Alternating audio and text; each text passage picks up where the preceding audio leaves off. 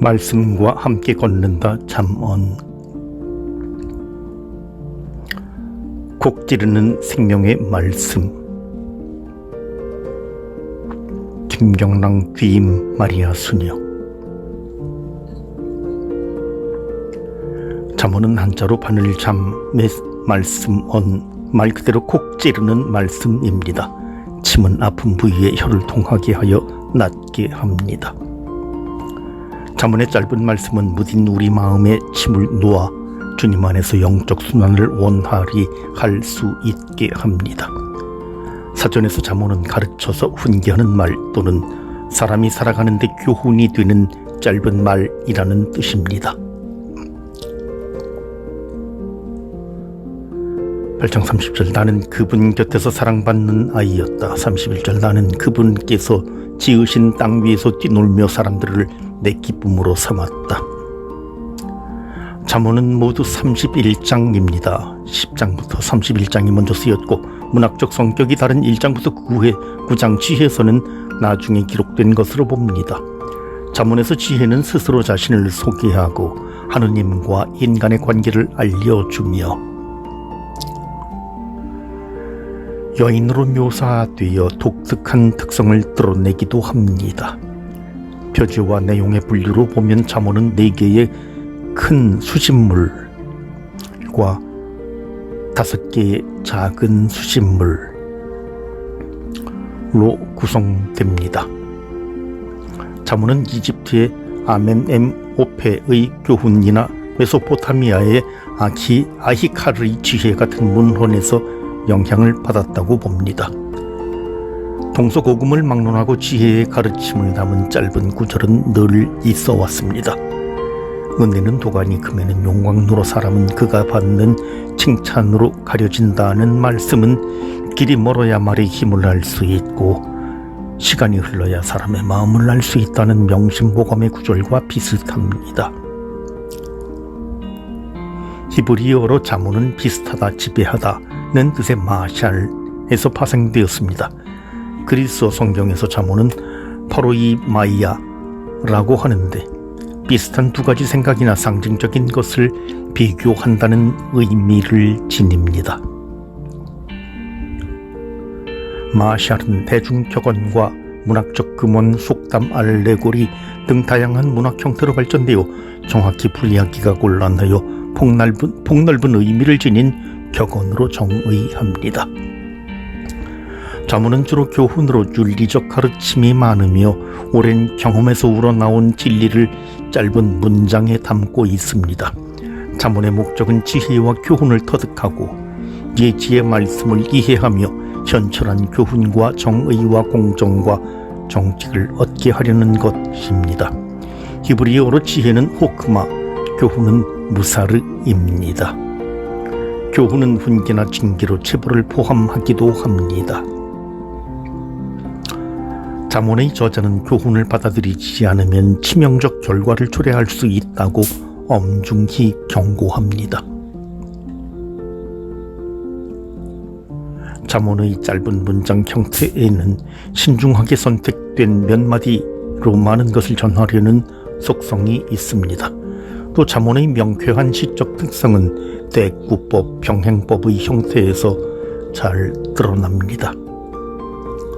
대구법에는 의로움의 길에는 생명이 있지만 악의인의 행로에는 죽음에 이른다와 같이 두 행이 반대 의미를 지닌 반의적 대구법과 집은 지혜로 지어지고 슬기로 튼튼해진다처럼 두 행의 비슷한 의미를 지닌 동의적 대구법이 있습니다. 현인의 가르침은 생명의 셈이라 죽음의 올가미에서 벗어나게 한다는 하나의 의미에서 완전히 다른 개념으로 나아가는 점층적 대구법입니다. 동일시하는 것, 대조, 유사성, 무익한 것, 분류, 가치, 인간 행동이나 성격의 결과 등의 다양한 내용은 잠언을 특징 짓는 대구법 외에 적어도 7가지 형태가 있음을 드러냅니다. 내 아들아, 아버지의 교훈을 들어라. 어머니의 가르침을 저버리지 마라 는 말씀처럼 잠언은 부모가 자녀에게 올바르게 살도록 교훈을 주는 내용이 간결하게 다듬어져 전승된 것으로 봅니다. 또 먼 땅에서 온 기쁜 소식은 타는 목에 시원한 물과 같다.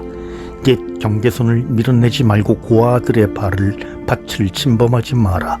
같이 일상생활에서 관찰하고 숙고하여 얻은 격언도 있습니다. 더불어 임금 앞서 악인을 없애야 왕자가 정의로 굳건해진다는 특별한 신분이나 계급사회 고위 관리들의 왕궁생활을 보여주는 다양한 신분 지혜와 관련된 격언입니다. 3장 18절 지혜는 붙잡는 이에게 생명의 나무, 그것을 붙드는 이들은 행복하다. 현인들은 삶에서 드러나는 건강, 장수, 부와 영광을 선한 가치로 평가하였습니다. 잠언의 저자들은 시편이나 욥기처럼 의인의 죽음이나 사후세계에 대한 희망을 묘사하지 않습니다. 그러나 생명의 나무와 생명의 샘에 대한 빈번한 표현은 잠언의 방식대로 인간 생명의 한계를 드러냅니다. 의로운 이, 이루어진 소망, 원기를 회복시켜주는 혀는 생명의 나무에 대한 은유입니다. 다양한 유형 가운데 잠언의 생명의 나무는 인간이 지혜롭게 사는 길을 알려줍니다. 여기서 생명의 나무는 창세기의 신화적 배경이 아닙니다. 오히려 지혜의 가르침을 따라 잘 사는 것과 행복을 나타내는 은유입니다. 잠언에 따르면 누구든지 주님을 경외하며 살아갈 때 생명의 나무를 얻고 행복의 길을 가게 됩니다. 그리스도인에게 생명의 나무는 우리를 구원하신 예수 그리스도의 십자가 나무입니다. 십자가의 길이 바로 생명의 샘이고 생명의 길이며 지혜로운 이가 가는 길입니다.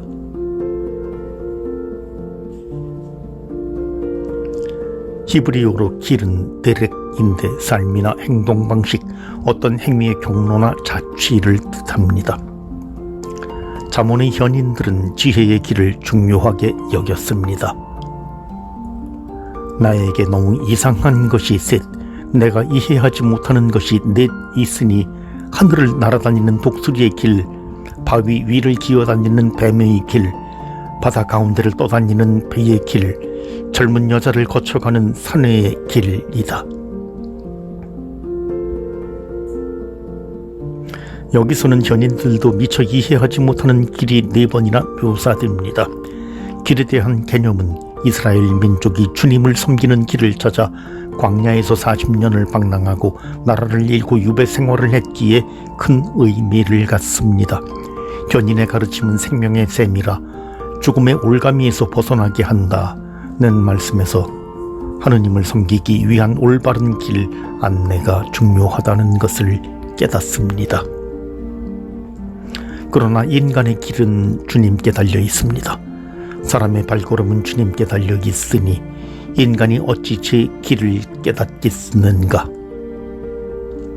모든 사람이 지혜롭지는 않습니다.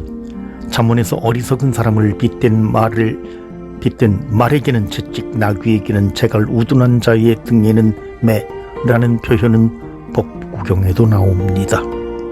어리석은 사람은 온갖 궁리에도 아무런 이익을 얻지 못하고 스스로 칼이나 몽둥이를 불러 그 가품에는 반드시 해를 입는다. 잠언에는 우둔한 사람의 어리석음을 다음과 같이 8가지 말로 묘사합니다. 교육받지 않은 순진한 사람 페티, 원래부터 어리석은 사람 크실, 완고한 사람 에윌, 어리석음을 고집하는 사람 사칼, 거친 사람 바르, 야수적이고 사악한 사람 나할, 이성을 잃은 광인 훌렐, 자기 주장을 지나치게 중시하는 어리석은 수다쟁이 레츠. 이러한 어리석음이 콕 찌르는 침 한 방으로 해결된다면 얼마나 좋겠습니까? 지혜로운 자는 교육받지 않은 순진한 사람을 제외하고 위에 열거된 어리석은 자를 멸시하였습니다. 잠언의 현인들에 따르면 지혜로운 이는 생명의 길을 통해 안전한 삶으로 나아가지만 어리석은 자는 파멸의 길로 갑니다.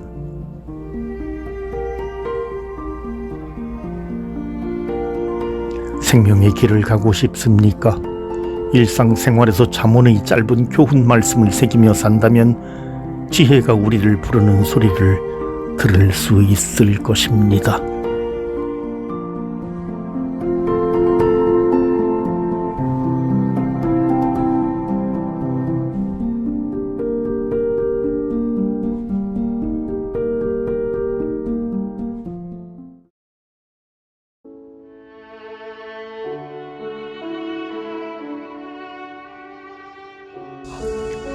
말씀과 함께 걷는다. 잠언. 하느님의 약속. 김경남 귀인 마리아 수녀. 잠언은 짧은 경구로 사람을 크게 흔들어 놓는 촌철살인의 특징을 지닙니다.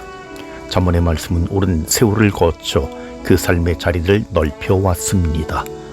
그렇게 광범위한 배경을 지녔기에 잠언의 말씀은 성격상 매우 다양한 삶의 자리에 적용될 수 있습니다. 또 끊임없이 새로운 삶의 자리에 적용될 수 있다는 유익함도 지닙니다. 잠언의 연구는 1장부터 9장을 다루느냐, 10장부터 31장을 다루느냐에 따라 주제가 달라질 수 있습니다. 1장부터 9장은 부모, 지혜, 교사들의 훈계에 관한 내용과 지혜의 강론으로 이루어져 있습니다. 솔로몬의 잠언이라고 명시하는 10장부터 16장은 가장 오래된 376개의 잠언으로 통일성 없이 엮여 있습니다. 이 잠언들은 주로 도덕적 삶을 다루며 주님의 이름을 자주 언급하여 종교적 색채를 나타냅니다. 22장 17절, 29장 27절은 현인들의 잠언입니다. 그중 29장은 유다의 임금 히즈키야의 신하들이 수집한 것으로 보이는 127개의 오래된 잠언으로 이루어져 있습니다. 31장은 아수르의 잠언, 수잠언, 르무엘의 잠언이 모여 있습니다. 1장 2절은 이 잠언은 지혜의 교훈을 터득하고 예지의 말씀을 이해하며 3절은 전철한 교훈과 정의와 공정과 정직을 얻게 하려는 것입니다.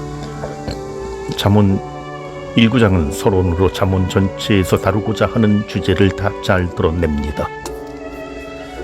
중심 구절은 1절, 3절에 언급된 정의, 제데크, 공정, 미시파트, 정직, 메샤림은 도덕적이며 공동체적 특성을 지닙니다. 1장 1절부터 7절은 생활에서 지혜로 드러나는 다양한 용어가 나옵니다. 즉 포괄적이고 지적인 가치를 지닌 지혜 호크마와 훈계 무사를, 문학적으로 표현한 잠언 마샬, 비유 멜리자, 수수께끼 히다, 실천 덕목으로 드러내나는 현명 하스칼, 분별 오르마 신중, 메지마, 영리함 타흐불 같은 용어입니다.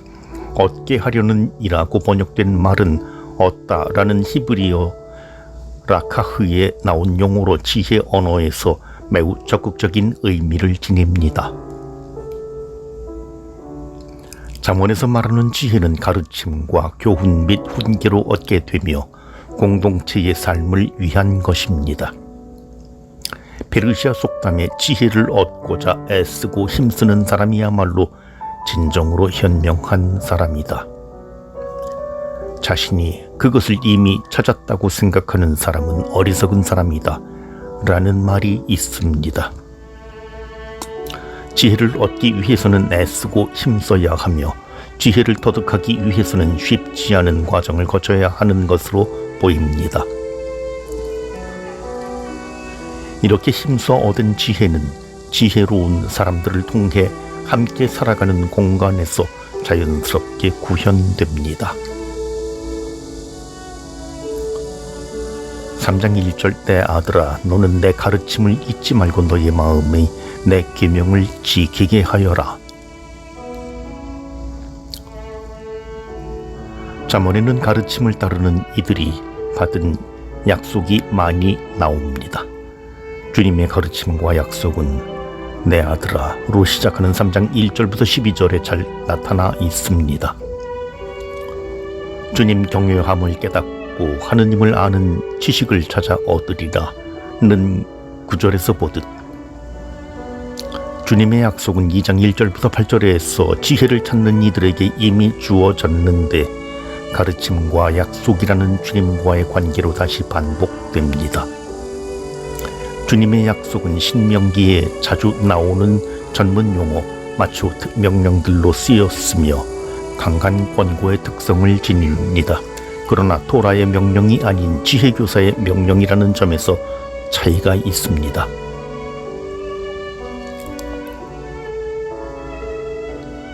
(3장 1절부터 12절에는) 주님의 가르침과 그에 따른 약속이 6번 이어집니다.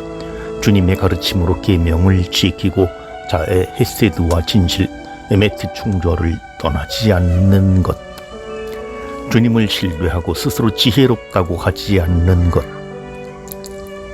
주님께 영광을 돌리고 주님의 가르침을 물리치지 않는 것입니다. 이에 대한 약속은 장수와 수명, 하느님과 사랑, 사람 앞에서 받는 호의와 호평, 곧은 앞길에 대한 약속, 몸의 약 또는 뼈의 활력소, 건강, 부유, 하느님의 사랑입니다. 이렇듯 가르침에 대한 약속이 있기에 내 아들아 주님의 교훈을 물리치지 말고 그분의 훈계를 언짢게 여기지 마라 고 하신 말씀이 더 힘있게 다가옵니다. 그러나 잠언에서 언급하는 이러한 약속은 사실상 예수 그리스도의 십자가 지혜와 부활의 은총 안에서 이루어집니다. 오리게네스는 다음과 같이 말했습니다. 그리스도는 지혜이심으로 현인들은 저마다 지혜에 대해 제 능력껏 그리스도께 참여합니다. 1장 7절 주님을 경외함은 지식의 근원이다. 그러나 미련한 자들은 지혜와 교훈을 업신여긴다. 잠언에 따르면 주님을 경외하고 그 가르침을 듣고 따르는 이들은 부모에게 순종합니다. 효경에도 사람의 행위 가운데 효보다 큰 것이 없다 하였습니다.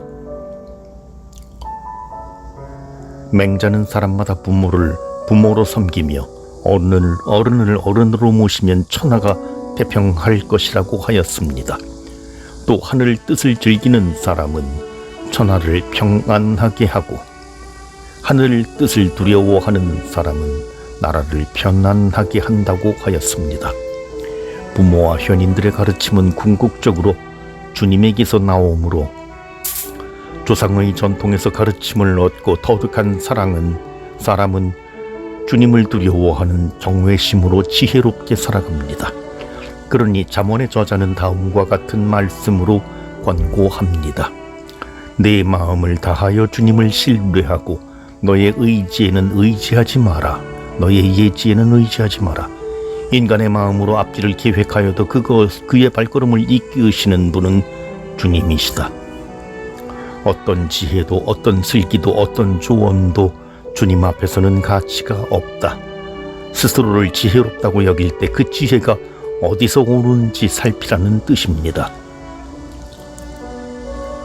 그러므로 지혜의 시작과 지식의 근원이 주님을 경외하는 것임을 아는 사람이 바로 현인입니다.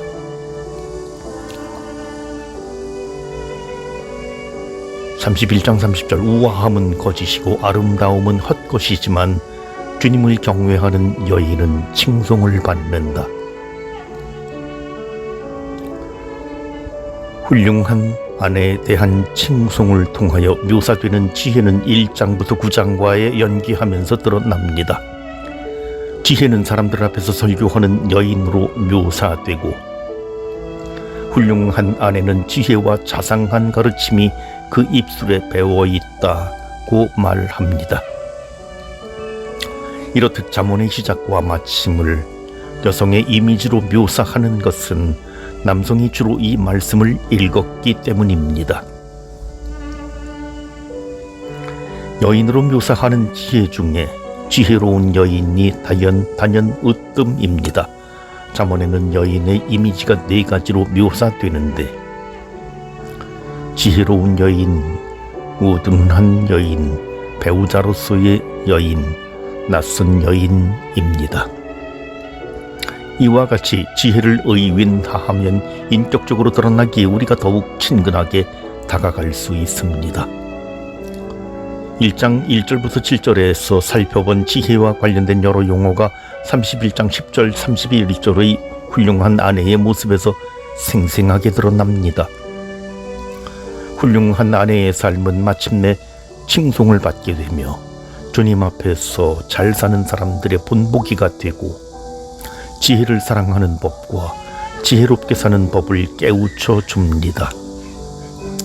이처럼 잠언의 저자는 주님의 가르침에 따라 지혜롭게 살아가기를 권고하며 그에 따른 주님의 약속을 상기시킵니다. 그러나 잠언에는 지혜롭지 못한 사람들, 곧 주정꾼, 게으른 사람, 부정하거나 타락한 사람도 나옵니다. 이들은 지혜와 무관하게 살기에 그 반대되는 것에 끌려다닙니다. 가끔 전통 속에서 낯익은 격언들도 지혜의 중요성을 깨닫게 합니다. 논어에 지자 요수, 인자 요산이란 말이 있습니다. 지혜를 얻은 사람은 물이 흐르듯 만물의 이치를 깨닫고 산이 움직이지 않듯 세상의 헛것에 마음이 흔들리지 않습니다. 교부 니네베의 이삭은 이렇게 말합니다. 영혼은 덕행을 실천하는데 무관심해질 때 그 반대되는 것에 이끌리고 만다. 교부 오리게네스는 지혜의 거룩한 신적 아름다움은 지혜를 명상하는 사람으로 하여금 지혜를 사랑하도록 초대한다고 하였습니다. 잠언이 들려주는 지혜의 말씀을 명상하며 지혜를 사랑하고 주님께서 약속하신 길을 가도록 노력해야겠습니다.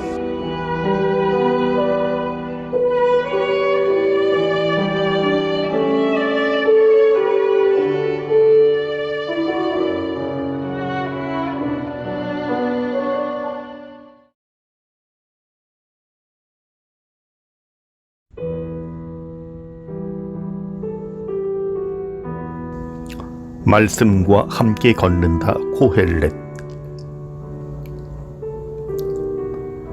풀잎에 맺힌 이슬 같은 인생. 김경랑 귀인 마리아 수녀. 친구들과 뛰어놀던 한 아이가 제게 작은 물건 하나를 맡겼습니다. 놀다 보니 손이 불편했던 모양입니다. 믿는 이들의 인생이란 이 아이처럼 거추장스러운 것을 주님께 맡기고 자유롭게 기쁘게 사는 것이 아닐까 생각합니다. 적당한 때에 그분께서 맡기신 것을 돌려주실 것이기 때문입니다.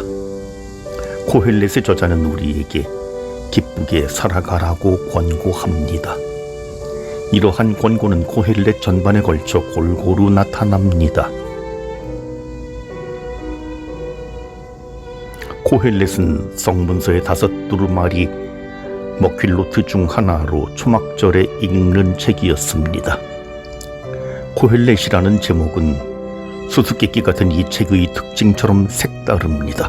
코헬렛은 소집하다 모으다는 뜻을 지닌 가할에서 나온 말로 이 책에 7번 나오며 말씀의 수집자, 집회의 소집자라는 뜻을 지닙니다. 대략 기원전 3세기에 쓰인 코헬렛은 모두 12장으로 서론과 결론에 나오는 2편의 시가 2개의 기본 단위인 1장 12절부터 6장 9절과 6장 11절 6절에 둘러싸이고 있습니다. 2개의 중심 부분에는 허무요, 바람을 잡는 일, 알 수 없다, 깨닫지 못한다 등 서로 다른 후렴구가 나옵니다. 사물을 비판적으로 검토하기 좋아하는 저자는 일의 끝이 그 시작보다 낮고 인내가 자만보다 낫다는 것처럼 A보다 B가 낫다는 형식으로 토부 좋은 것을 사용하여 자신의 지혜를 드러냅니다. 이 밖에도 저자의 감정이나 생각을 드러내는 수사학적 질문이 매우 많습니다. 저자의 표현은 학교나 가정에서 배우고 알게 되는 지식이나 지혜에 저항하는 듯 보입니다. 지혜의 정신이 지성의 결과로 잘 드러나는 욥기나 잠언과 달리 코헬렛은 인간의 지혜나 지식을 신뢰하지 않습니다. 코헬렛은 이집트의 교훈집에 뿌리를 둔 왕의 유언이라는 문학 형식을 사용하는데 솔로몬 임금의 현실 이해를 표현하는 문학 작품에 반영되어 있습니다. 저자는 현인이었고 예루살렘에서 다스리던 이스라엘의 임금이라고 자신을 소개합니다. 그는 하늘 아래에서 벌어지는 모든 것을 지혜로 살펴 깨치려고 내 마음을 쏟았다고 하는데, 살펴 깨치려고 하는 히브리어로 다라쉬와 투루 두 단어입니다. 다라쉬는 일반적 탐구를 말하며 투루는 정탐과 같은 특별한 조사를 뜻합니다. 저자는 지상에서 의미 있는 행동을 철저히 탐색한 결과로 모든 것이 허무요 바람을 잡는 일이라고 확신합니다. 바람을 잡는 일이란 현실상 불가능할 뿐 아니라 아무런 가치나 이익도 없다는 뜻을 강조한 것입니다. 1장 2절 허무로다 허무 모든 것이 허무로다. 이 말씀은 전통 가르침과 매우 다르며 창세기에 보신이 주었다는 창조 신학의 기초를 흔듭니다. 본래 토라의 가르침은 세상과 인간의 삶을 긍정하고 하느님을 경외하며 살도록 안내합니다. 그러나 코헬렛은 시작과 끝에 허무의 최상급을 사용하여 세상을 부정한 후 비로소 하느님을 경외하고 그분의 계명들을 지키라고 합니다.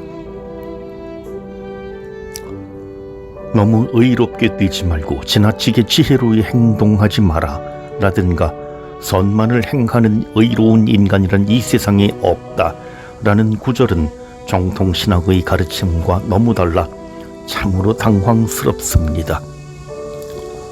경험적 성찰을 토대로 한 코헬렛의 이 말씀은 자신이 의롭다고 여기지 말라는 것이나 과장된 이와 지혜를 피하라는 가르침으로 여기기도 합니다.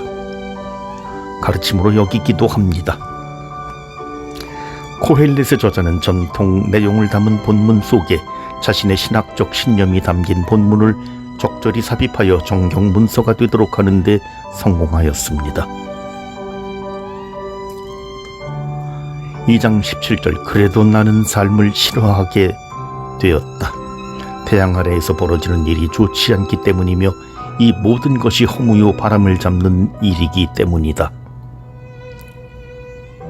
이 구절은 이전의 현자들이 인간의 삶을 최고의 선으로 여긴 것과 매우 다릅니다.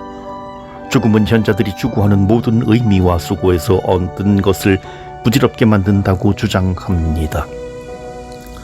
운명으로 번역된 코헬렛의 핵심 용어 중 하나인 미크레는 인간에게 일어나는 불시의 사건을 의미하며 죽음으로 해석되기도 합니다. 저자는 현실에서 만나는 지혜로운 사람이나 어리석은 사람이나 같은 미크레를 가지고 있기에 모두 같은 운명에 따라 살아간다고 합니다. 모두 같은 운명이다. 의인도 악인도 착한 이도 깨끗한 이도 더러운 이도 코헬렛의 저자는 사후세계에 대해 모르며 그곳에서 받을 보상이나 징벌에 대해 구체적으로 언급하지 않습니다. 그는 입증하기 어렵고 인간의 지식으로 깨달을 수 없는 불확실한 점에 대해 갈등을 겪고 있었음이 분명합니다. 코헬렛에는 자주 반복되는 단어들이 있습니다. 허무, 태양 아래에서, 하늘 아래서, 유익이 없다, 같은 운명, 목, 하느님의 선물, 수고, 모든. 반복이라는 모티브는 저자의 신학을 드러내는 중요한 열쇠입니다. 자주 사용되는 말들 중에 헤벨, 헛되다는 책 전체에 38번이나 나옵니다.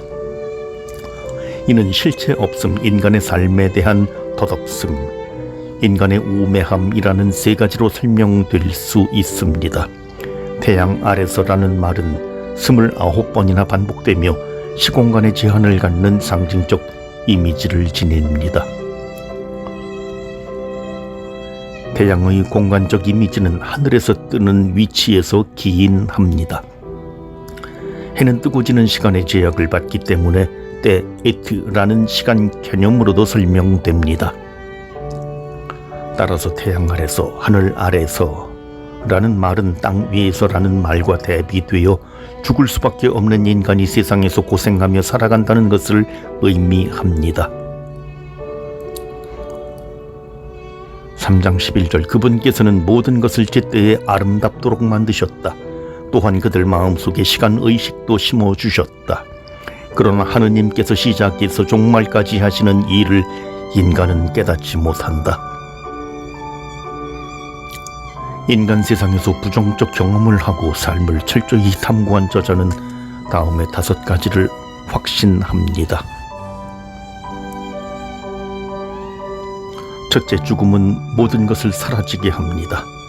인간의 숨이 하느님께 돌아간다는 희망이 없다면 삶이 얼마나 허무하겠는가 하고 말합니다. 둘째, 지혜는 그 목표를 성취하지 못합니다. 인간은 미래를 알지 못하기에 지혜를 지녀도 인생은 안전하지 못합니다. 셋째, 하느님은 알 수 없는 분입니다. 행운은 누구에게도 생기지 않고 인간은 제때에 일어나는 사건을 무기력하게 바라볼 뿐이며 인간 세상에서 일어나는 일을 볼 때 하느님의 끊임없는 활동은 허무합니다.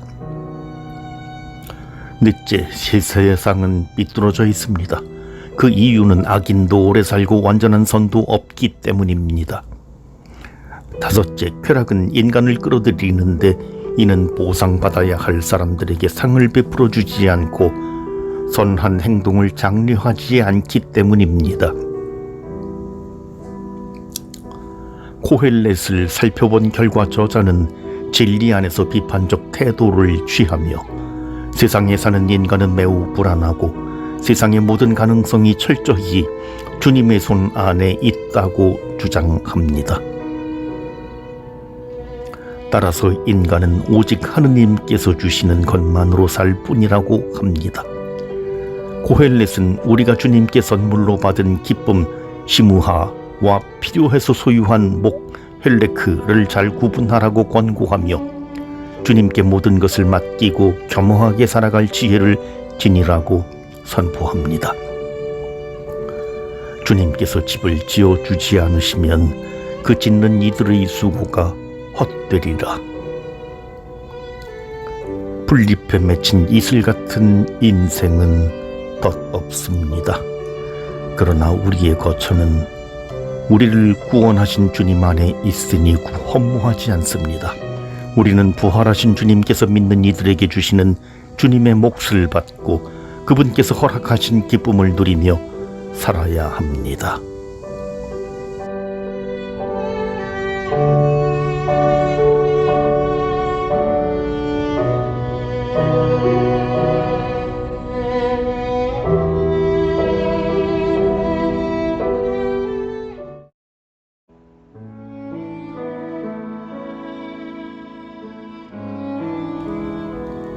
말씀과 함께 걷는다. 코헬렛. 오늘을 즐겨라. 김경랑 귀인 마리아 수녀. 카르페 디엠. 오늘을 즐겨라 소년들이여 삶을 비상하게 만들어라. 이 말은 피터 웨어 감독의 영화 죽은 시인의 사회에서 키팅 선생님이 학생들에게 한 명대사입니다. 그는 좀 더 적극적으로 젊음을 즐기라고 권합니다. 오늘을 즐기라는 뜻의 라틴 말 카르페 디엠은 호라티우스의 시 9절 중 한 부분입니다. 오늘을 즐겨라. 내일이란 말은 최소한만 믿어라. 오늘을 즐겨라는 코헬렛의 중심 교훈이라 할 수 있습니다. 하느님께서는 손수 만드신 세상을 보시고 참 좋다고 하셨습니다. 흙으로 빚어진 인간은 하느님께서 보시고 좋아하신 세상에서 기쁨과 즐거움을 누리는 존재입니다. 그렇다. 사람이 많은 햇수를 살게 되어도 그 모든 세월 동안 즐겨야 한다. 코헬렛에 따르면 삶의 즐거움은 하느님께서 주신 선물입니다. 그러나 11장 8절 다음에 이어지는 말씀은 어둠의 날이 많다는 것을 명심해야 한다 입니다. 이는 기쁨에 대한 반전과 긴장을 가져오는 당부입니다. 명심해야 한다는 본래 자카르로 기억해야 한다는 뜻입니다. 이러한 반전과 긴장은 11장 9절에서도 반복됩니다. 젊은이야, 네 젊은 시절에 즐기고 젊음의 날에 내 마음이 너를 기쁘게 하도록 하여라. 그리고 내 눈이 이끄는 대로 가거라. 다만 이 모든 것에 대하여 하느님께서 너를 심판으로 부르심을 알아라. 코헬렛의 저자는 헛되고 허무한 삶에도 기쁨이 있다는 점을 부인하지 않습니다. 자기의 노고로 먹고 마시고 스스로 행복을 느끼는 것, 살아있는 동안 즐기며 행복을 마련하는 것, 머리에 향유를 바르고 깨끗한 옷을 입고 기뻐하며 빵을 먹고 기분 좋게 술을 마시며 사랑하는 여인과 인생을 즐기는 것 등은 모두 하느님께서 주신 선물입니다. 그러나 삶이 즐거울 때 심판의 때를 기억하도록 촉구하여 인생의 기쁜 순간에 언젠가는 마지막 순간이 온다는 것을 알고 의롭게 생활하라고 권고합니다. 삶의 즐거움은 어둠의 날과 심판 사이에 놓여 있어 어둠의 날과 심판으로 말미암아 헛되고 헛된 연기처럼 사라질 날들을 오히려 뜻깊게 지내라고 합니다. 12장 2절 해와 빛, 달과 별들이 어두워지고 비온 뒤 구름이 다시 몰려오기 전에 그분을 기억하여라. 11장 7절부터 10절이 젊음과 즐거움을 강조한 반면 12장은 노년을 언급하여 대조를 이룹니다. 12장 1, 7절은 어둡고 쓸쓸한 분위기지만 인간의 말년은 한 폭의 그림으로 묘사하여 시문학의 절정으로 꼽힙니다. 이 말씀의 특징은 일련의 절망과 암울한 심상으로 상징적 의미를 효과 있게 드러내는 데 있습니다. 엠폭스는 12장 1절 8절에서 메멘토 모리라는 제목을 붙였습니다. 메멘토 모리는 너는 죽을 존재임을 명심하라는 뜻으로 전쟁에서 승리한 로마 병사들이 적군의 시체와 전리품을 쌓아놓고 축배를 들며 외친 승리의 구호였습니다. 승리의 술잔을 들고 있는 자신도 언젠가 죽을 처지가 되니 항상 죽음을 생각하지 않는 뜻입니다. 한나라의 한신이 강을 등지고 진을 쳐서 배수진 병사들이 물러서지 않고 죽을 힘을 다해 싸우게 하여 조나라의 군사를 물리쳤다는 이야기에서 보듯이 죽음은 삶을 더 생기 있게 하는 배수진 역할을 합니다. 12장 1, 7절은 노년과 죽음에 관해 이야기하며 11장 8절에서 언급한 어둠의 날들에 대해 길게 묘사하는데 이는 오늘을 즐기라는 권고를 더 확실히 받아들이게 합니다. 아이러니하게도 노년과 죽음은 오늘을 더 알차고 힘있게 살도록 하는 배수진 역할을 합니다. 예수님께서도 순환과 죽음을 배수진으로 배수지문으로 삼아 살아계신 동안 삶의 모든 것을 내주셨습니다. 12장 1절 젊음의 날에 너의 창조주를 기억하여라. 지혜문학 중 이곳에서만 창조하다 봐라가 명사 기능을 하는 분사형 너의 창조주로 묘사됩니다.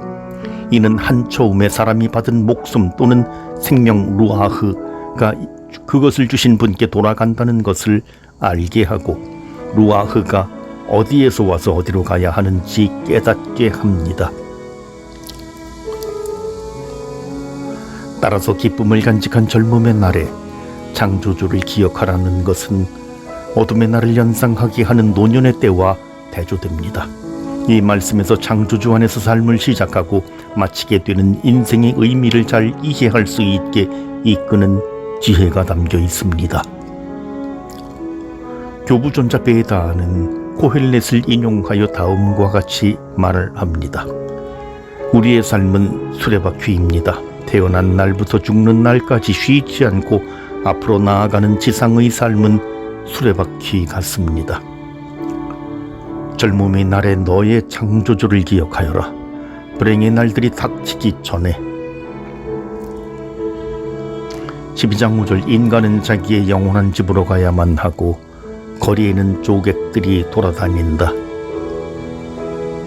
인생의 마지막을 묘사하는 이 표현에서 영원한 집은 12장 3, 5절을 묶어주는 표현입니다. 영원한 집으로 간다는 말은 죽음을 의미하는 완곡어법입니다.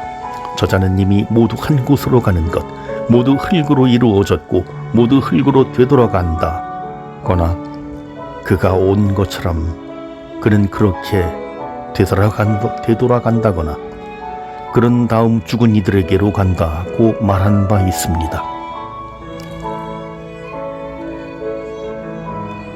영원 올람이라는 말은 인간의 감각 능력으로 이해할 수 없는 시간적 개념을 의미합니다. 집은 지상에서 사는 동안 머무르는 특정 장소가 아니라 공간적 개념을 의미합니다. 영원한 집으로 가야 한다는 것은 태양 아래서 땅 위에서 시공간의 제약을 받고 사는 인간이 시공간의 제약이 없는 하느님께로 되돌아간다는 뜻입니다. 인간은 자신의 운명 모이라에 얽매여 있습니다. 그러므로 사는 동안 자신이 받은 몫에 따라 즐겁게 살아야 한다는 것이 코헬렛의 견해입니다. 12장 6절 은사슬이 끊어지고 금그릇이 깨어지며 샘에서 물동이가 부서지고 우물에서 도르래가 깨어지기 전에 너의 창조주를 기억하여라. 7절 먼지는 전에 있던 흙으로 되돌아가고 목숨은 그것을 주신 하느님께로 되돌아간다. 은사슬이 끊어지고 금그릇이 깨어지는 현상은 은줄에 매달린 금으로 된 등잔대가 파괴된다는 뜻입니다. 샘에서 물동이가 부서지고 우물에서 도르래가 깨어지는 것은 삶의 종말과 죽을 운명에 대한 은유로 여겨집니다. 저자는 종말이 다가오기 전에 창조주를 기억하라고 권고합니다. 인간의 몸을 구성하는 먼지 아파르는 구약 성경에 12번 사용되는데 코헬렛에서 2번 쓰였습니다. 코헬렛의 저자는 먼지와 무덤과 영원한 집을 하나의 의미로 사용합니다. 땅의 먼지로 만들어진 사람은 하느님께 생명 루아흐를 얻고 그 생명은 다시 하느님께 돌아갑니다.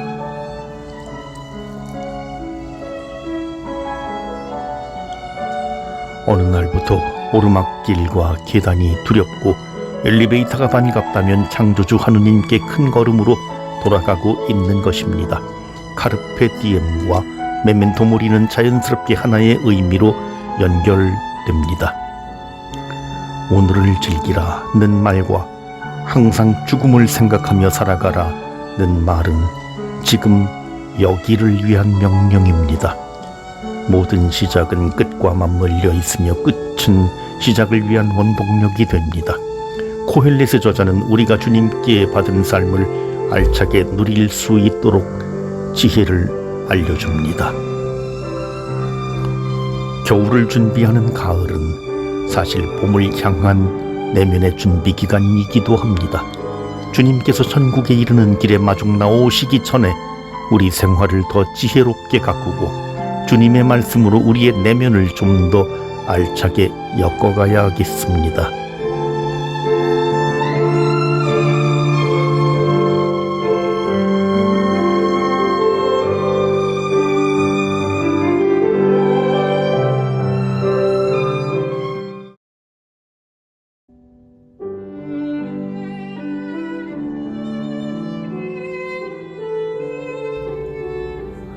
말씀과 함께 걷는다 예언서. 예언서를 어떻게 이해해야 할까요? 황미숙 마리로 갈다 소녀. 형형색색의 가을 나뭇잎처럼 색채가 다르고 분량과 내용이 모두 다양한 예언서를 어떻게 하면 잘 이해할 수 있을까요? 예언서를 읽다 보면 이중적인 면을 마주하곤 합니다. 예언의 말씀을 이해하는 데 어려움이 없을 것 같다가도 정확히 이해하기 어려운 부분을 많이 만나기 때문입니다. 왜 그럴까요? 예언서가 종합 예술과 같은 모습을 보여주기 때문입니다.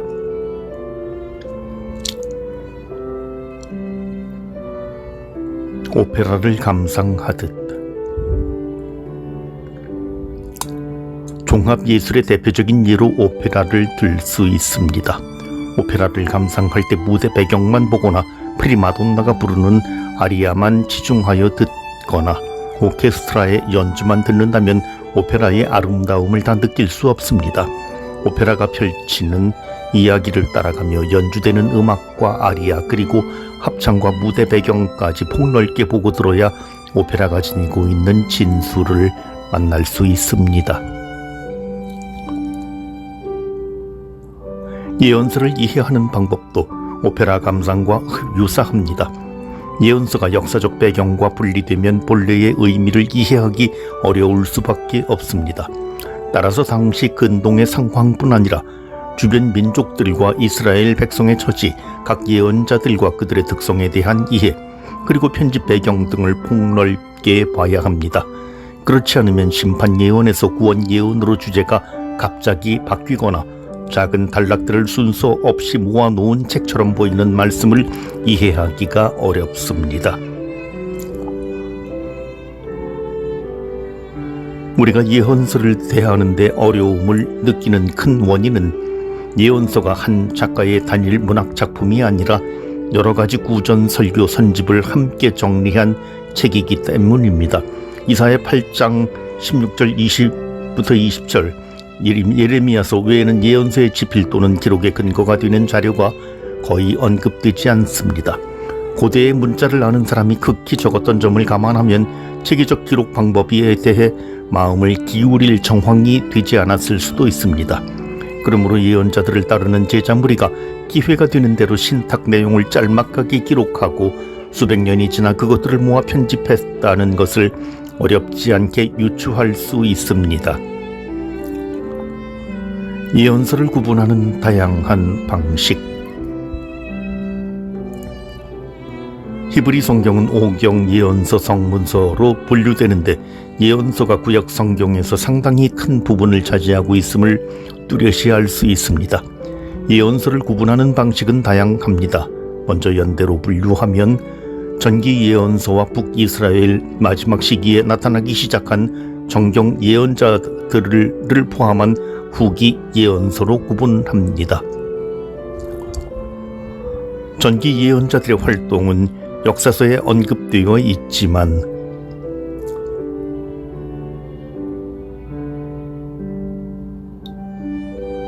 그들의 가르침이 문서로 남겨지지는 않았습니다. 반면 정경 예언자들의 가르침은 보존되어 어느 정도 문서로 남겨졌습니다.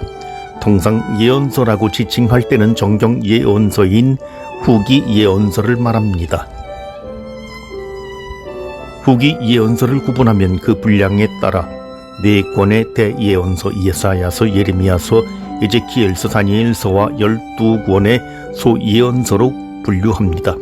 이러한 구분 외에도 바빌론 유배를 중심으로 유배 전 이사야서, 호세아서, 아모스서, 미카서, 예레미야서 등 유배기간 예레미야서, 에제키엘서, 제2 이사야서 등 유배 이후 제3 이사야서, 하가이서, 스가랴서 등으로 나누기도 합니다.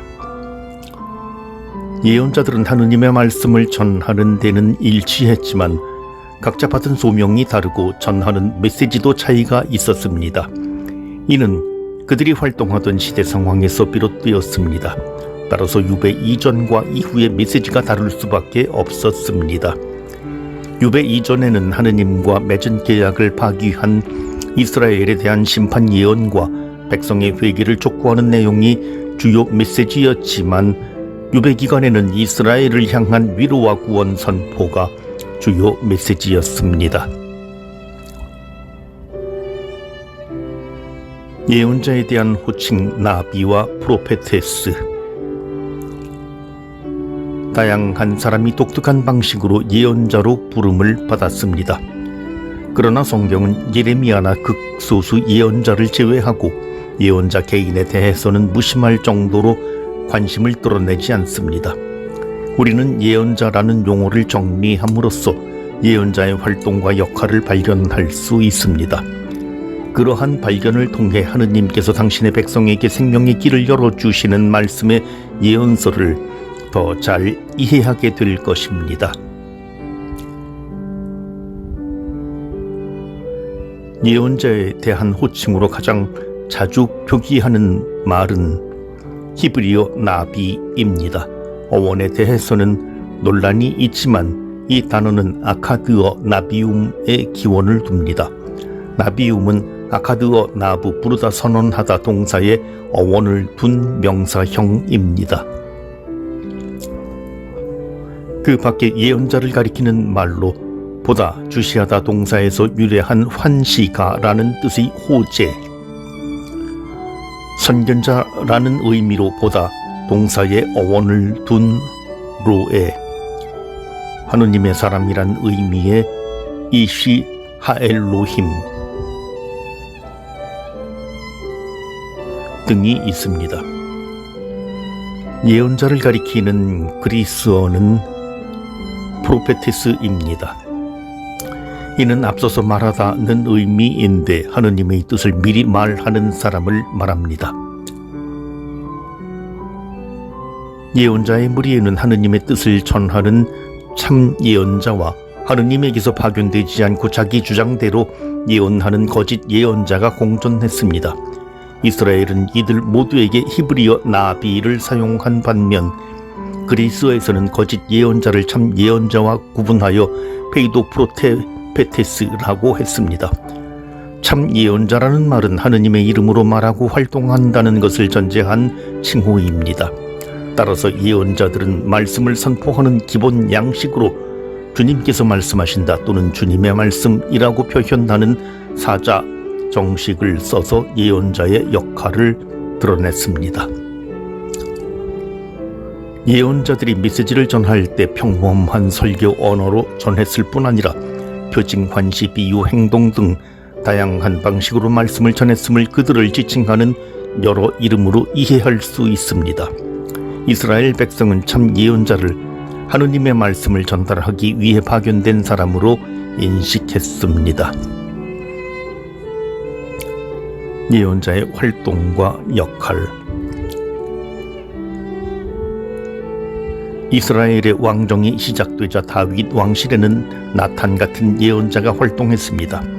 그 후 왕정 시대의 예언자들의 활동이 점차 두드러지게 나타나고 예언자라는 호칭도 보편적으로 사용되었습니다. 그 호칭이 창세기와 탈출기, 신명기 뿐 아니라 판관기, 예언자 드보라와 사무엘기, 예언자 사무엘에도 나옵니다. 그러므로 정경 예언자들의 출현 이전에 이미 이스라엘에는 예언자라는 이름이 통용되었다는 사실을 알 수 있습니다.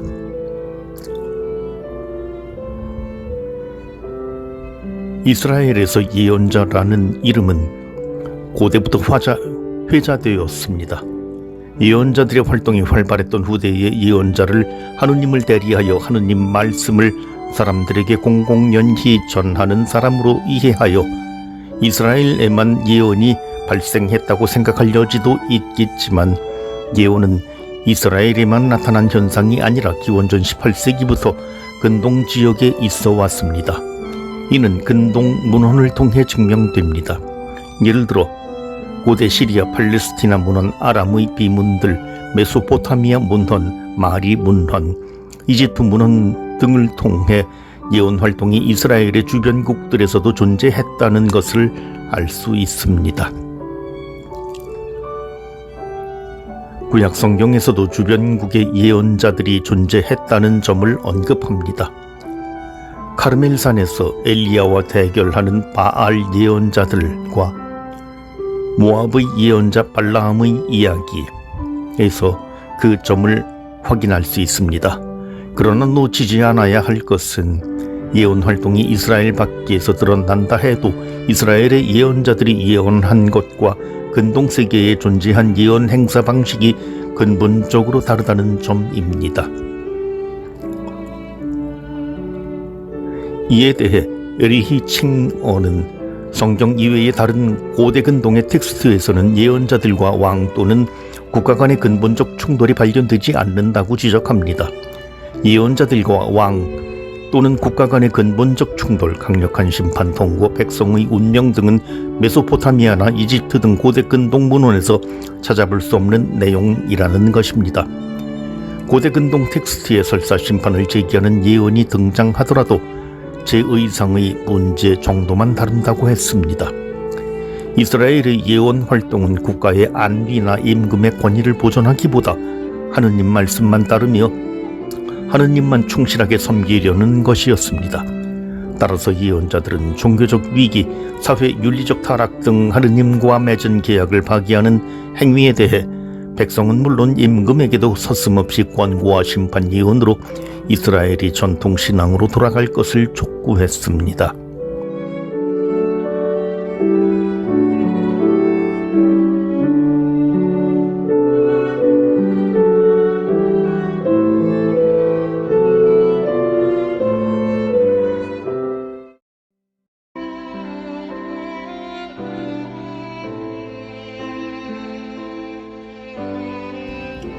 말씀과 함께 걷는다. 이사야서. 이사야서 한 지붕 밑의 세 가족. 황미숙 마리로 갈다 스녀. 대예언서와 소예언서를 불문하고 가장 먼저 떠오르는 예언서는 무엇입니까? 아마도 예언서의 시작이며 전례 때 어느 예언서보다 자주 선포되는 이사야서가 아닐까요? 구약 성경에서 가장 긴 책 이사야서는 통상 제1 이사야, 제2 이사야, 제3 이사야로 구분되는 각기 다른 세 가지 역사적 정황이 한 권의 책으로 묶여 있습니다. 세 부분이 다른 역사와 배경을 가지고 있지만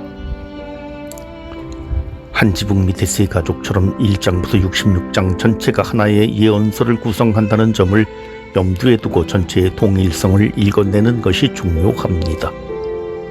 제1 이사야에 대한 이야기를 시작하면서 우선 예언서의 역사적 배경을 살펴보겠습니다. 제1 이사야의 역사적 배경. 다윗과 솔로몬의 지세로 번영을 누리던 이스라엘은 솔로몬의 아들 르호보암 시대에 이르러 결국 두 왕국으로 분리됩니다. 이스라엘이 남북으로 분열된 후 약 170년, 180년이 지난 때에 예언자 이사야가 등장하여 예루살렘 도성을 중심으로 활동하기 시작합니다. 일반적으로 제1 이사야라고 부르는 1장부터 39장의 이사야 예언자는 기원전 8세기의 예언자인 아모스, 호세아, 미카와 동시대 사람입니다. 그는 우지야 임금이 죽던 해에 예언자의 소명을 받고 요탐, 아하즈, 히즈키야 임금의 치세기간에 예언 활동을 했습니다. 남유다는 내부적으로 우지야 임금 치세 때 경제가 상당히 번영하지만 형식에 치우친 종교 생활, 사치와 향락 등으로 사회 문제가 많이 발생합니다. 반면 대외적으로 아시리아가 페니키아, 시리아, 이스라엘 등 남서쪽 지역으로 세력을 떨치며 정복 전쟁을 벌여 근동의 패권을 장악한 시점입니다. 이렇듯 이사야 예언자가 등장할 당시 유다에는 사회적 종교적 타락과 더불어 아시리아의 위협과 국내 정치의 불안이 날로 더 커져갔습니다. 따라서 1장부터 39장은 복잡한 정치 상황 아래에서 근동의 패권국 아시리아로부터 인한 남유다의 총체적 위기를 다룹니다. 제1 이사야 예언자가 정치적 위기에 직면한 남왕국에서 40여 년간 직무를 수행하는 동안 아시리아의 개입 또는 침략이 몇 차례 이루어집니다. 그 개입의 첫 계기가 시리아 에프라임 전쟁입니다. 아시리아가 정복 국가를 무자비하게 다루었기에 정복된 군주들은 기회만 되면 저항할 방법을 모색했습니다. 일례로 시리아 다마스쿠스의 르친과 에프라임 이스라엘의 페카가 동맹을 맺어 연합 세력을 형성합니다. 그들은 아시리아를 견제할 수 있는 세력인 이집트와 연계하기 위한 이스라엘과 이집트 사이에 있는 유다를 끌어들이려 했습니다. 유다 임금 아하즈가 이를 거부하자 르친과 페카 임금은 동맹을 맺어 유다를 침략합니다. 이사야는 아하즈 임금에게 아시리아 군대의 힘에 의지하지 말고 하느님의 도움을 믿으라고 권고하였으나 이를 믿지 못한 아하즈는 이사야의 조언을 거부한 채 하느님 대신 아시리아에게 해방의 손길을 기대하고 도움을 요청했습니다. 임금의 이러한 결정을 만류한 이사야 예언자는 해방자로 부른 아시리아가 오히려 정복자가 될 것임을 암시하는 예언을 내놓습니다. 결국 아시리아의 개입으로 마무리된 시리아 에프라임 전쟁은 시리아와 북이스라엘 왕국의 패배로 종결됩니다. 그러나 그 결과 유다 임금 아하즈는 아시리아 제국의 봉신이 되고 맙니다. 결국 유다는 이사야가 염려한 대로 아시리아의 지배 아래에 들어가고 안전을 보장받는 대신 공물을 바쳐야 하는 봉신 국가로 전락합니다. 아시리아 제국처럼 해방자를 자처하며 약소국을 점령하여 봉신 국가로 만든 예를 필리핀 역사에서도 발견할 수 있습니다. 필리핀은 400년간 스페인의 식민 지배를 받았을 뿐 아니라 미국에 의해 50년, 일본에 의해 10년간 식민 지배를 받는 아픈 역사를 가지고 있습니다. 이 세 나라는 모두 해방자임을 자처했습니다. 스페인은 무지몽매함에서 필리핀을 구한다며 들어왔고 미국은 스페인의 억압에서 필리핀을 구하겠다는 명목으로 정명했습니다. 일본 역시 미국에게서 필리핀을 구하는 해방자라며 식민지로 삼았고 다시 미국이 일본에게서 필리핀을 해방시킨다는 명목을 들이대며 재점령하였습니다. 아시리아도 유다에게 해방자로 나타났으나 유다는 진정한 해방을 얻지 못합니다. 이사야 예언자가 충고한 대로 하느님을 믿기보다 인간의 힘에 의지하고 그 손을 잡아 오히려 속박을 받게 된 것입니다.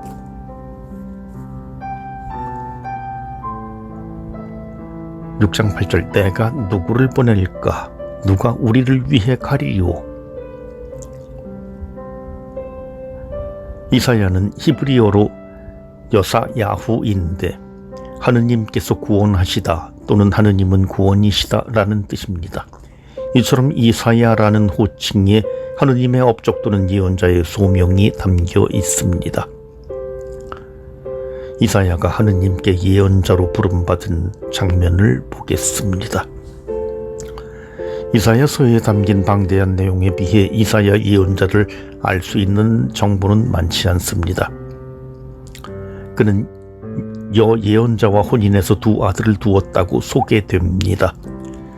두 아들의 이름은 유다에 대한 심판과 희망에 대한 예언을 함의하는데 두 이름에서 암시하듯 이사야서를 읽다가 보면 심판과 희망을 동시에 전하는 예언을 만나게 됩니다.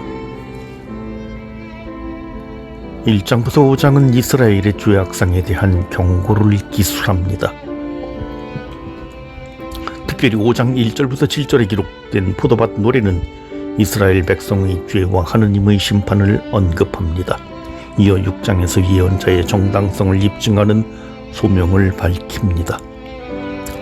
이 소명 사화는 이사야서에 관해 알 수 있는 중요한 기록으로 그 광대한 이야기에 쓰인 동사 보다 응시하다 듣다 말하다에서 역동성을 느낄 수 있습니다.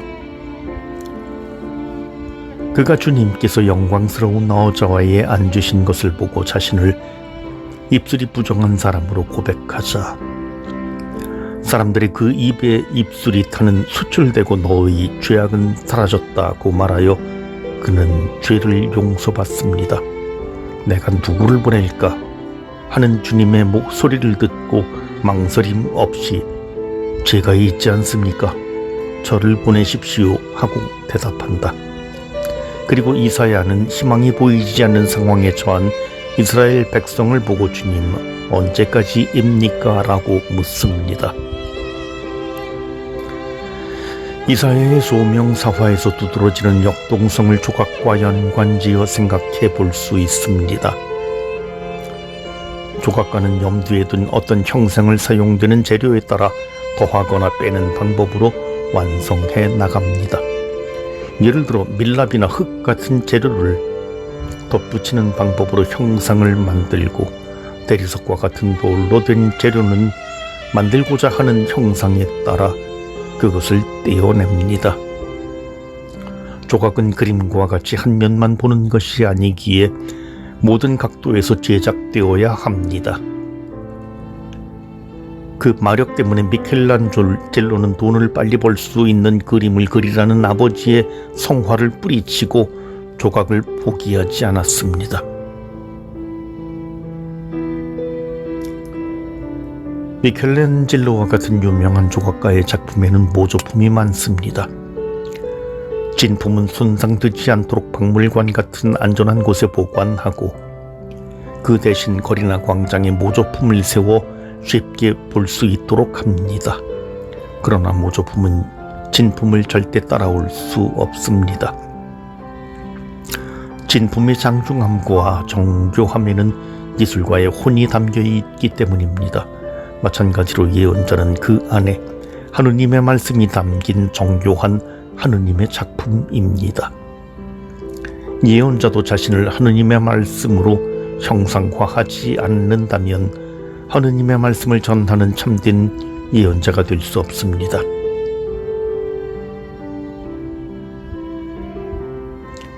이사야 예언자는 주님을 뵙고 말씀을 듣고 주님 저를 보내십시오 라고 말함으로써 사방에서 자기를 조각하듯 하느님의 심판과 구원 계획에 역동적으로 참여합니다.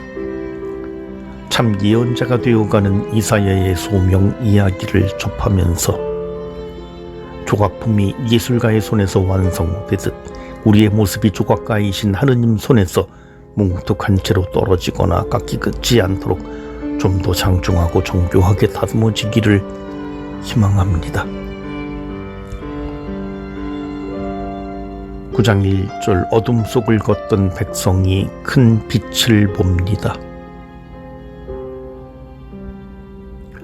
7장에는 임마누엘의 표징이 등장하고 91장에는 장차 태어날 통치자의 구체적 위용과 활약이 설명됩니다. 임마누엘에 대한 약속은 아시리아의 무력에 직면한 급박한 상황에서 주어집니다. 하느님께서 두려움을 느끼는 이스라엘 백성과 함께 하신다는 것을 확신시키고 그들이 처절하게 신앙 고백을 할 것을 촉구합니다. 왕권이 그의 어깨에 놓이고 주님의 영으로 가득 찬 그는 하느님과 함께 사람들 사이에서 평화의 왕국을 이루는 일꾼으로 소개됩니다. 그는 주님을 경외하는 자, 가난한 사람의 인권을 보장하고 악인을 위압하며 정의로 재판하는 자입니다. 이는 고대 이스라엘에서 임금이 수행하던 역할입니다.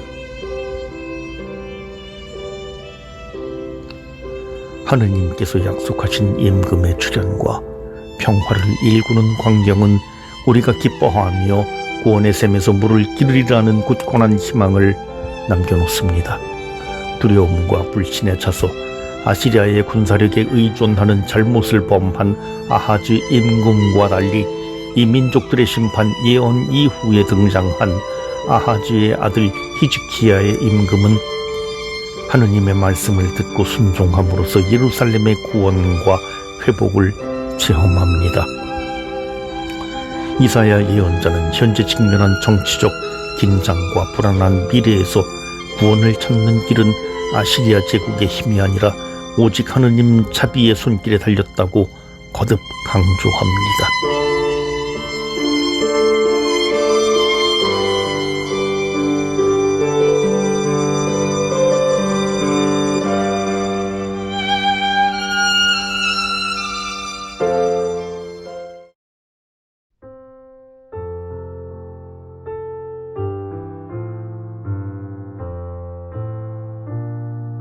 말씀과 함께 걷는다. 이사야서 2번째. 절망에서 희망으로 바뀌는 제2 이사야서. 황미숙 마리로 갈다 수녀. 현실에도 그렇지만 영화와 연극 심지어 짧은 드라마나 에피소드를 보고 들을 때 이야기가 전개되는 과정에서 우여곡절이 있더라도 그것이 해피엔딩으로 끝나면 마음이 편안해지는 것을 느낍니다. 이사야 예언서 전체에서 제2 이사야서라고 명명하는 40에서 55장은 유배라는 파란만장한 역사에서 해피엔딩을 예고합니다. 마치 해방에 대한 희망으로 접어드는 관문 같습니다. 이렇듯 제2 이사야서에는 새로운 역사의 시작을 알리는 말씀이 담겨 있습니다. 바빌로니아에서 페르시아로, 난공불락일 것 같은 아시리아 제국이 쇠락의 길로 접어들더니 기원전 609년 마침내 바빌로니아에게 패하여 근동의 패권이 급속히 바빌로니아로 옮겨갑니다. 얼마 후 바빌로니아 임금으로 등극하는 느부갓네자르 장군이 기원전 605년에 키르크미스 전투에서 이집트마저 제압하여 지중해 연안 지역도 바빌로니아의 세력하에 놓이게 됩니다. 이스라엘 역시 그 휘하에 들어갑니다.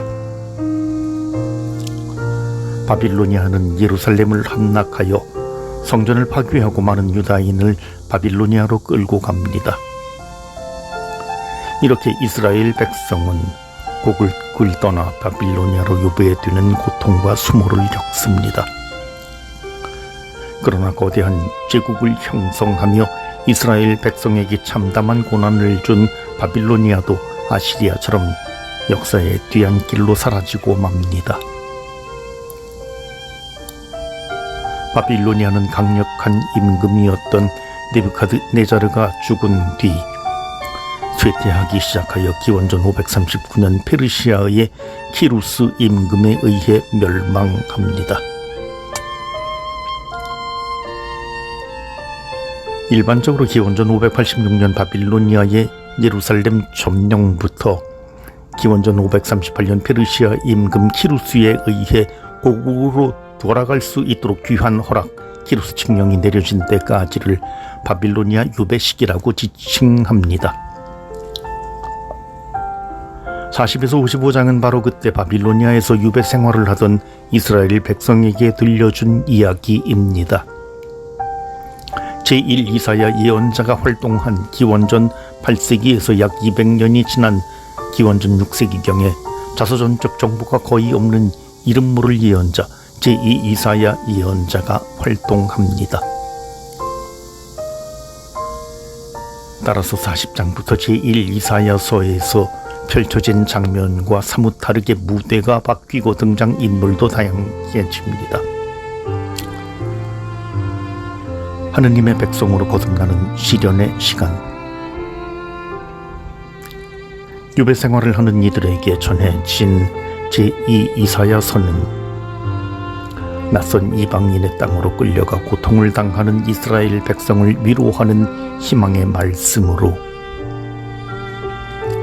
새벽동이 타오르듯 찬란하게 선포됩니다. 다시 고국으로 귀환할 수 있다는 소식은 무엇과도 비교할 수 없는 기쁜 소식입니다.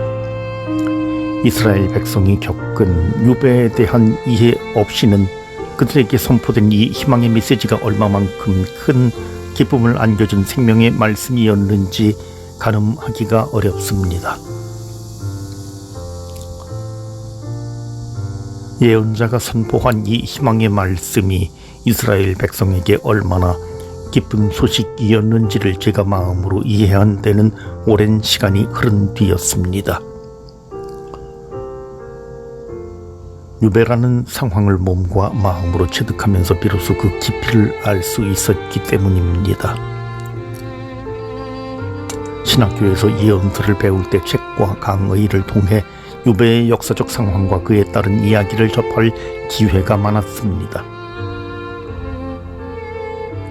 게다가 시험을 준비하면서 유배에 대한 외형적 지식을 머릿속에 차근차근 정리해 두었기 때문에 이스라엘 백성이 겪은 유배를 잘 알고 있다고 착각했습니다. 몇 년이 지나 주님께서 제게 열어놓으신 길은 외국 유학이었습니다. 6개월간 서둘러 언어를 배우고 입학했을 때 로마의 아름다운 풍경도 제 눈에는 들어오지 않았습니다. 광야에 홀로 던져진 것 같다는 느낌밖에 없었습니다. 수업창날 세계 각지에서 온 학생 140명과 함께 듣는 강의실에서 교수님 가까이에서 들으면 더 잘 들리지 않을까라고 생각하여 맨 앞줄에 앉았습니다. 간혹 아는 단어들이 귀에 들어왔지만 모든 안테나를 다 동원해도 무엇을 설명하는지 들리지 않았습니다. 그러다 보니 저녁에 집에 돌아오면 다른 학생들보다 피로감을 더 많이 느낄 수밖에 없었습니다. 학교를 오가며 활짝 웃고 사진 찍는 관광객들을 보면서 그들은 저와 다른 세상에 사는 사람같이 느껴졌습니다. 석 달 지나 12월이 다가오자 여러 수업과 세미나 발표, 매주 내야 하는 숙제에 대한 부담감 때문에 마음이 부대껴 등굣길이 골고다 언덕을 오르는 것 같았습니다. 그러던 어느 날 구약을 가르치는 교수님이 유배에 대해 설명하셨는데 묘하게도 강의 내용이 대부분을 이해할 수 있었습니다. 하느님께 의탁하는 믿음 없이는 잠시도 살 수 없는 상황이 매일 전개되던 낯선 땅에서의 삶이 이스라엘 백성의 유배 생활과 같다고 느끼게 한 것입니다. 강의 내용이 제 마음에 점점 크게 울려와 눈물까지 맺혔습니다. 그때부터 이사야 예언자가 유배된 백성에게 전해주는 메시지가 얼마나 큰 위로와 희망이 되는 말씀이었는지 비로소 가늠할 수 있었습니다. 위로하여라, 위로하여라, 나의 백성을. 제2 이사야서가 시작되는 40장 1절부터 하느님의 위로가 이스라엘 백성에게 쏟아집니다. 그들의 죄와 잘못으로 고국을 떠나 유배 생활을 하였으나 하느님께서는 복역 기간이 끝나고 죗값이 치러졌다고 선언하십니다. 하느님께서는 예언자에게 이스라엘 백성이 주님의 용서를 받았다는 것과 확신에 찬 해방과 구원의 기쁜 소식을 그들을 향해 외치라는 소명을 주십니다. 이제 주님의 영광이 드러나는 하느님의 다스림이 유배된 이스라엘 백성 가운데 실현될 것입니다. 하느님의 통치가 실현된다는 것은 권능과 사랑으로 오시는 하느님께서 그들 가운데 계시다는 현존을 고백하게 합니다. 벌레 같은 야곱아, 구더기 같은 이스라엘아 라고 표현하듯 이스라엘 백성은 보잘것없는 민족이었으나 하느님께 선택되어 거룩한 백성, 하느님의 백성이 된 것입니다.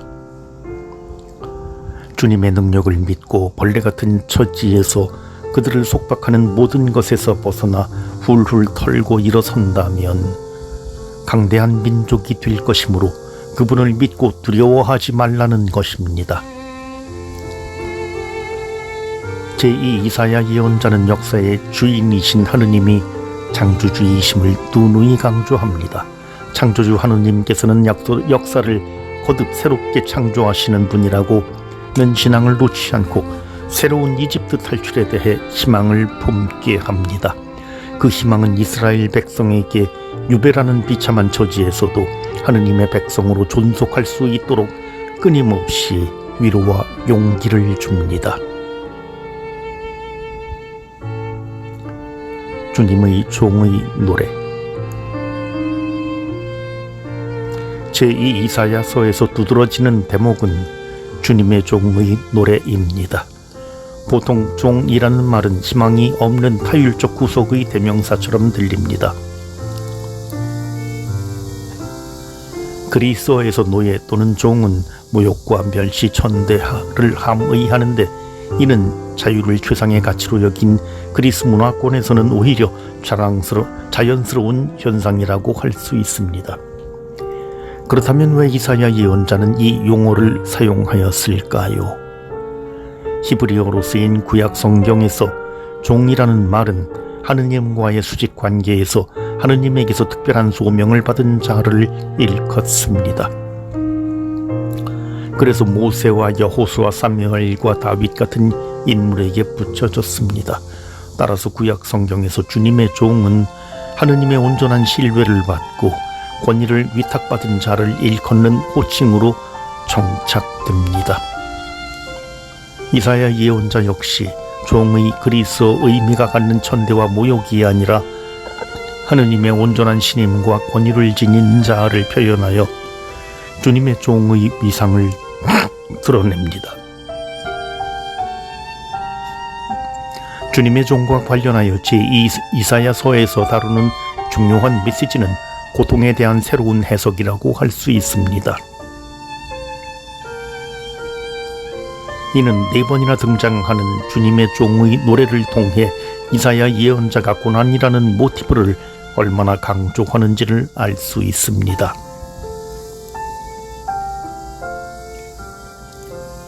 멸시받고 배척당한 주님의 종이 겪는 고통은 단순히 그 자신의 죄로 인한 형벌이 아니라 다른 사람들을 대신해서 겪는 대속의 고통으로 제시됩니다. 죄가 없는데도 타인을 대신하여 고통당하고 멸시받으면서도 묵묵히 자기 일을 수행하는 주님의 종. 우리도 하느님의 말씀에 순종하고 자신을 내놓을 때 이미 주님의 종의 사명을 수행하는 것입니다. 제2 이사야서의 마지막 장인 55장은 54장에 대한 결론입니다. 바빌로니아의 귀양살이를 마치고 나오라는 하느님의 초대에 응답하고 하느님의 백성으로 새롭게 출발하라고 촉구합니다. 따라서 마지막 구절에서는 바빌로니아에서 나오는 이스라엘의 모습을 보며 산과 언덕과 나무들이 노래하고 손뼉치고 환호하며 하느님의 구원의 역사가 이루어지는 기쁨을 총체적으로 표현합니다.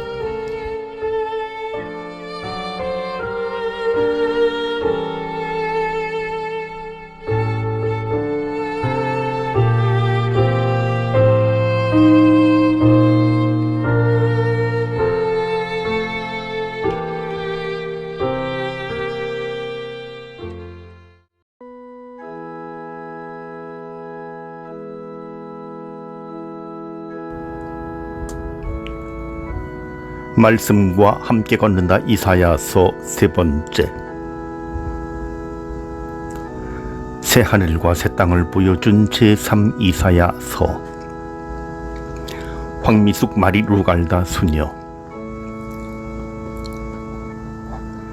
탈무드에 따르면 하느님이 천지를 창조하실 때 10개 분량의 아름다움을 세상에 내려주셨는데 그 중에 9은 예루살렘의 몫이 되었다고 합니다. 이 표현을 보면 이스라엘 사람들에게 예루살렘이 얼마나 소중한 곳인지 가늠해 볼 수 있습니다. 예루살렘은 그저 하나의 평범한 도성일 수 없습니다. 예루살렘은 이스라엘의 영혼이 그곳에 거하시는 하느님을 그리워하는 아름다운 도성, 하느님께 선택된 민족으로서 자부심을 갖게 하는 도성입니다. 키루스 칙령 유배민들의 귀환. 비잔틴 시대에는 예루살렘 남서쪽에 위치한 흰놈 골짜기와 티로페온 골짜기 하단고원 지대를 시온산이라고 했습니다. 그러나 성경에 자주 언급되는 시온산은 일반적으로 하느님의 성전이 자리 잡은 예루살렘을 총괄하는 말입니다. 예루살렘 성전은 이스라엘 민족의 구심점이었기에 유배를 마치고 귀환한 유다인들은 성전과 성벽의 재건에 온 힘을 기울였습니다. 제3 이사야서는 이렇게 유배 이후 팔레스티나에 형성된 공동체와 관련됩니다. 예루살렘 도성과 그곳에 사는 사람들에 대한 약속의 성취에 초점을 맞춥니다. 페르시아의 황제 키루스는 기원전 539년 바빌로니아를 멸망시키고 이듬해인 538년 유다인들이 고국으로 돌아가도록 허락하는 키루스 칙령을 내립니다. 따라서 제3 이사야서의 시대적 배경은 유다인들이 유배에서 풀려나 팔레스티나 나라로 귀환하여 성전을 재건하는 페르시아 시대입니다. 이렇게 하여 제2 이사야서의 예언이 성취됩니다.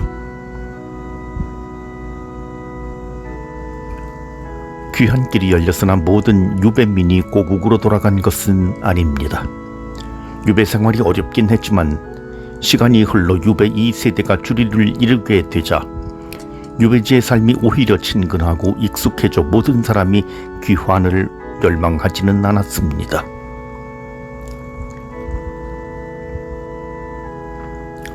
언어 면에서도 그렇고 경제 면에서도 비옥한 메소포타미아 평야가 팔레스티나 땅보다 살기가 더 수월하다고 여겼기 때문입니다.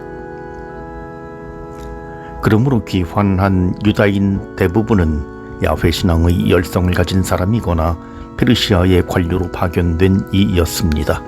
그들은 여러 차례 걸쳐 고국으로 귀환합니다. 키루스 칙령이 보고된 직후인 기원전 538년에 세스파차르의 인도 아래 소수의 유다인이 귀환합니다. 그 뒤 기원전 520년경 쭈르바벨의 지도하에 귀환합니다. 쭈르바벨은 키루스 임금의 후계자인 킴비세스가 유다 총독으로 임명한 사람입니다. 쭈르바벨과 귀환한 사람들은 그들의 목적대로 제일 먼저 예루살렘 성전을 재건하는 일에 착수합니다. 페르시아는 이집트의 공격에 대비할 최전선이 예루살렘이었기 때문에 예루살렘 성을 재건하는 데 인색하지 않았습니다.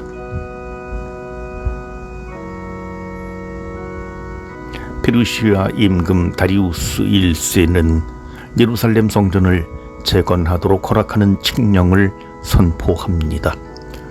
총독인 즈룹바벨과 대사제 예수아가 온 힘을 다하여 애쓴 결과 기원전 515년 성전 재건이 이루어집니다.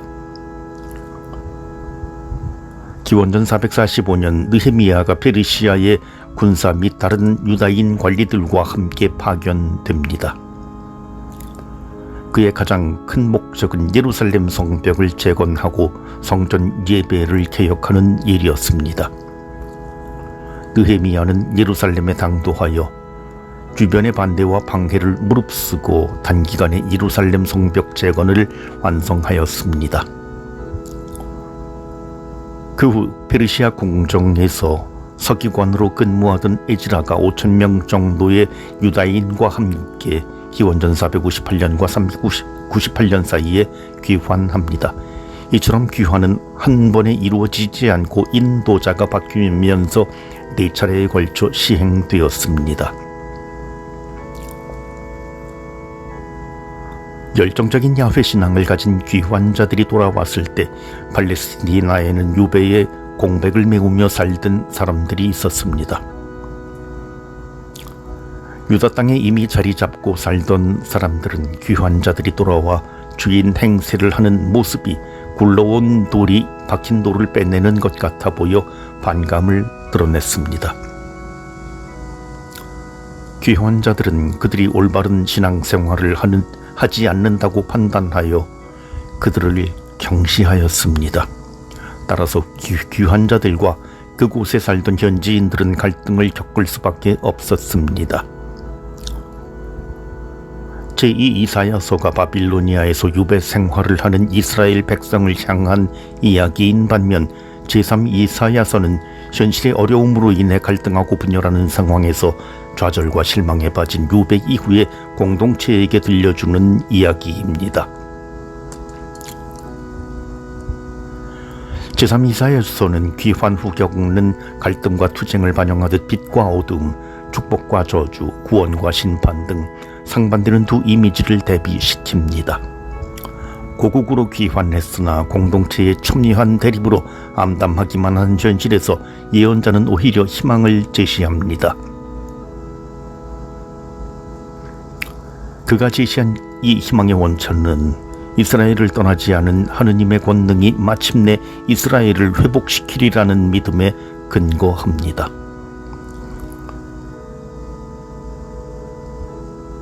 새로운 공동체. 제3 이사야서의 서두를 여는 56장 1절 8절 뒤에 나오는 66장 15, 24절과 짝을 이루며 새롭게 형성된 공동체의 구성원이 어떤 사람이어야 하는지 제시합니다. 하느님의 백성이 될 수 있는 길을 야곱의 후손으로 제한하지 않고 하느님을 섬기는 만민에게 열어놓았습니다. 56장이 정의를 실천하여라는 말씀으로 시작되는 것도 하느님의 구원을 체험한 사람들과 하느님을 섬기는 백성은 귀에 맞춰 부끄럽지 않게 살아가야 한다는 것입니다. 하느님의 뜻을 따르려는 이스라엘 공동체가 합당하게 살아갈 다른 예로 참된 단식을 알려줍니다. 하느님께서 기뻐하시는 단식은 자유를 잃은 이에게 자유를 찾아주고 배고픈 이에게 먹을 것을 주는 것입니다. 이는 예배와 의식이 진실한 마음을 담은 행동으로 실현되어야 함을 일깨워 줍니다. 이렇듯 공정을 지키고 정의를 실천하는 사람이라면 누구나 하느님의 백성에 속할 수 있는 새로운 시대가 도래합니다. 이는 예루살렘 시온 재건을 위해 새로운 공동체를 만드는 일을 암시하는 것으로 유배 이후 공동체의 성격이라 할 수 있습니다. 율법은 이스라엘 공동체에 속하는 것을 금할 뿐 아니라 예배의 기회마저 주지 않던 이방인과 고자를 구체적으로 예를 들며 새 시대에는 거룩한 백성에 속하지 못하던 사람들도 하느님께 와서 순종하면 받아들이겠다고 혁신적으로 표현합니다. 이제 새롭게 형성할 공동체는 선민이라는 특권 의식에 젖었던 과거에 폐쇄된 집단이 아니라 만민을 위해 열린 공동체입니다. 이로써 이방인이라도 믿음과 순종을 통해 하느님의 백성이 될 수 있다는 희망의 싹을 보여줍니다. 일어나 비추어라. 62장에서는 예루살렘이 의인화되어 나타나며 예루살렘의 회복을 넘어서 아름답고 영광스러운 모습을 표현합니다. 예루살렘은 여러 차례 새로운 이름으로 불리었지만 오늘날까지 그 원래 이름이 사라지지 않고 그대로 불립니다. 60장 1, 3절에서는 이러한 고도 예루살렘이 정의와 평화를 이룩하여 만국의 빛이 되라고 촉구합니다. 그러나 빛의 역할을 담당하기 위해서는 먼저 회개해야 합니다. 새로운 하느님의 백성을 형성하기 위해 회개가 꼭 필요하기에 조건 없이 은혜를 선포한 제2 이사야서와 달리 제3 이사야서는 회개를 강조합니다. 회개하는 사람들이 이루는 새로운 공동체의 중요성을 알기 때문입니다. 이사야서는 여기에서도 희망을 놓지 않고 예루살렘의 머리 위에 주님의 영광의 빛이 떠올랐으니 그 빛을 받아 일어나 비추라고 선포합니다. 이는 정의와 평화를 이룩하려는 하느님의 역사에서 이스라엘 백성은 만국의 빛이 되어야 하며 그렇게 되기 위해 제2 이사야서에서 보여준 주님의 종의 역할을 묵묵히 감당해야 함을 의미합니다. 새 예루살렘 제2 이사야서에서 새로운 창조에 대해 예언한 것과 마찬가지로 제3 이사야서도 새 창조를 강조하여 새 하늘과 새 땅이라고 표현합니다. 새 하늘과 새 땅이 요한 묵시록에서는 세상 끝날을 암시하지만 제3 이사야서에서는 모든 것을 창조하는 하느님의 능력으로 말미암아 전혀 기대할 수 없었던 새로운 창조가 일어나는 새로운 시대를 가리킵니다. 65장은 결코 실현될 수 없는 한 예로 이상적인 왕이 통치하는 아름다운 세계, 메시아가 통치하는 평화로운 시대의 이미지를 활용하여 새로운 사회를 묘사하고 새 하늘과 새 땅이라는 새로운 창조와 연결합니다. 늑대와 새끼 양이 함께 살아간다는 예언은 실현될 수 없는 이야기 같지만 이사야는 하느님의 창조 능력으로 강자와 약자가 더불어 살아갈 수 있다는 희망의 메시지를 줍니다. 이렇게 상생하는 새로운 하늘과 땅의 중심은 예루살렘이며 민족을 가르는 경계를 넘어 모든 사람이 내 앞에 경배하러 오리라는 말씀으로 이스라엘 민족뿐 아니라 창조주를 믿는 모든 이가 하느님을 경배하게 될 것이라고 보여줍니다. 하느님을 경배하는 이들은 하느님께서 계신 예루살렘에서 위로를 받으며 마음의 심년에 평화가 강물처럼 흐를 것입니다.